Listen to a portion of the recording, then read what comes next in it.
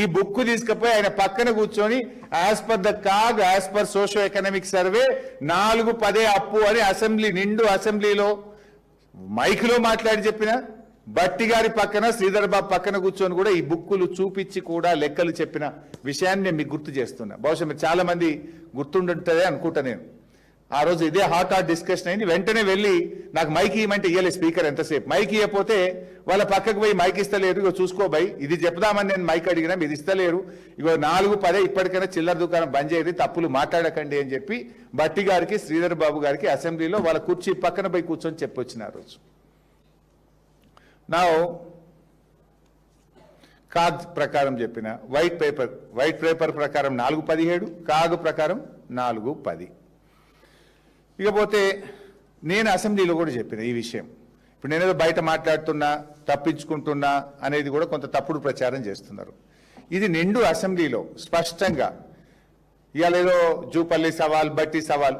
బట్టి గారు నిన్ను కూర్చోబెట్టే చెప్పిన బడ్జెట్ మీద చర్చ జరిగేటప్పుడు బట్టి గారిని కూర్చోబెట్టి ముఖ్యమంత్రి కూర్చున్నప్పుడు, బట్టి కూర్చున్నప్పుడు మొత్తం కేబినెట్, కాంగ్రెస్ ఎమ్మెల్యేల సాక్షిగా, అసెంబ్లీ సాక్షిగా ఈ లెక్క 4-17 మాత్రమే.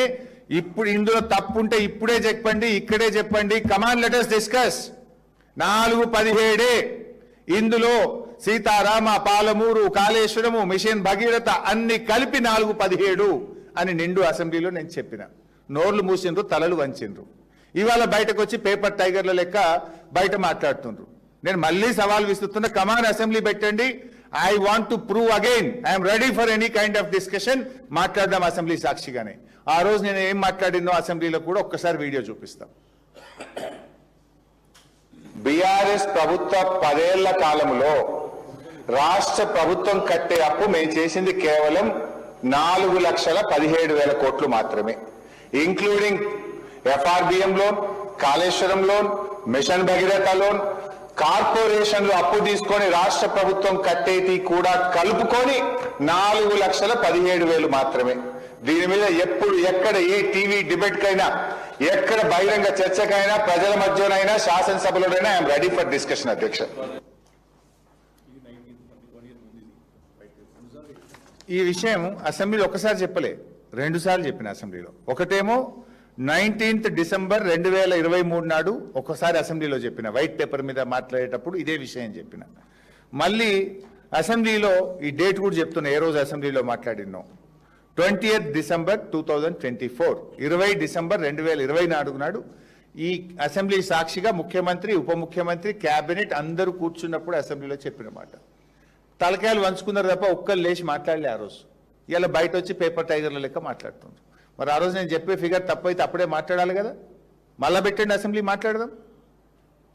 నేనేం మీ బుక్ పట్టుకొని మాట్లాడుతున్నా కదా, నీ ఆధారంగానే మాట్లాడుతున్నా కదా. This is the white paper you presented in the assembly. This is not my story. ఇక అసలు వీళ్ళు మాట్లాడే దాంట్లో ఈ అప్పుల విషయంలో ఇంకోటి కూడా చెప్దాము.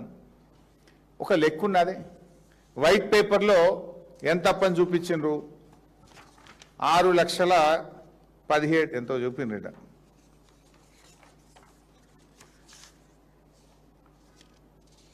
అసెంబ్లీలో పెట్టిన వైట్ పేపర్లో మొత్తం బీఆర్ఎస్ ప్రభుత్వ అప్పు 6,71,757 కోట్లను చూపించినారు. అది 6,71,757 కోట్లని వైట్ పేపర్లో పెట్టినారు. ఓకే, ఇది అసెంబ్లీలో పెట్టిన వైట్ పేపర్. జూపల్లి గారు ఏమన్నారు మొన్న? 8 లక్షల కోట్ల అని నేను చూపించకపోతే రాజీనామా చేసిపోతా మీ తెలంగాణ భవన్కి వచ్చి 8 చెప్పిండు. అదే జూపల్లి తెల్లారేం మాట్లాడిండు? 7 లక్షల కోట్లు అని 1 లక్ష తగ్గించిండు. నిన్న బట్టి గారు ఏం మాట్లాడిండ్రు? 821 ఎంతో పెంచిండు, మళ్ళీ ఇంత పెంచాడు. అసెంబ్లీలో ఒక మాట, జూపల్లిది ఒక మాట, బట్టి గారిది ఒక మాట, పబ్లిక్ మీటింగ్లో ఒక మాట, ప్రెస్ మీట్లో ఒక మాట, పూటకో మాట. ఇక మీ ఇష్టం ఉన్నట్టు పెంచుతారా?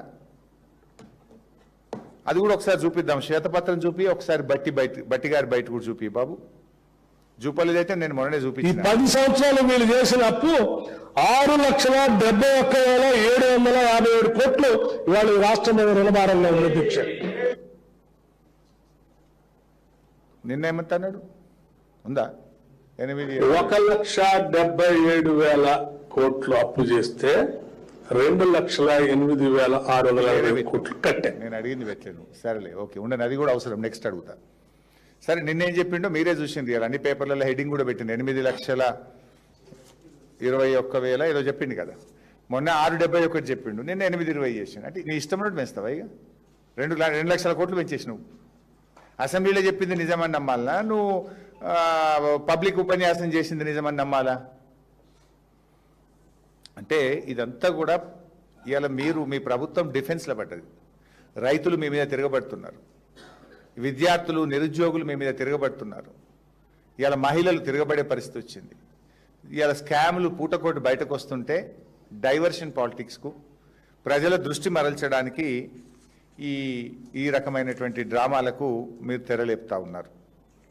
అసలు ఇంకోటి మీరు గమనించండి, వీళ్ళ అబద్ధాలు ఎంత స్పష్టంగా దొరికిపోతారంటే, ఇప్పుడు బట్టి గారు బయట ఉన్నారు, మళ్ళీ వినండి. బట్టి గారు ఎంత అప్పు చేసినామంటుండ్రు, కాంగ్రెస్ ప్రభుత్వం వచ్చినాక 1,72,000 కోట్లు అప్పు చేసినా అని ఇప్పుడు బట్టి గారు చెప్పింది కదా, మీరు విన్నారు. ముఖ్యమంత్రి అసెంబ్లీలో ఏమన్నాడంటే 3,40,000 కోట్లేమో అప్పు చేసినాని ముఖ్యమంత్రి అంటాడు. ఇప్పుడు ముఖ్యమంత్రి మాట నమ్మాలనా, ఉప ముఖ్యమంత్రి నా మాట నమ్మాలనా? ఉప ముఖ్యమంత్రి ఏమో ఆర్థిక మంత్రి, ముఖ్యమంత్రి ఏమో is all and sole, is the head of the state. అసలు మీరు చేసిన అప్పు ఎంత? అంటే మిమ్మల్ని ఎట్లా నమ్మాలి? మీ అన్ని అబద్ధాలు చూడండి. వైట్ పేపర్లో ఒకటి, పబ్లిక్ మీటింగ్, అప్పు బీఆర్ఎస్ చేసిన అప్పుల మీద 3 రకాల 4 రకాల ఫిగర్లు చెప్తారు. మీ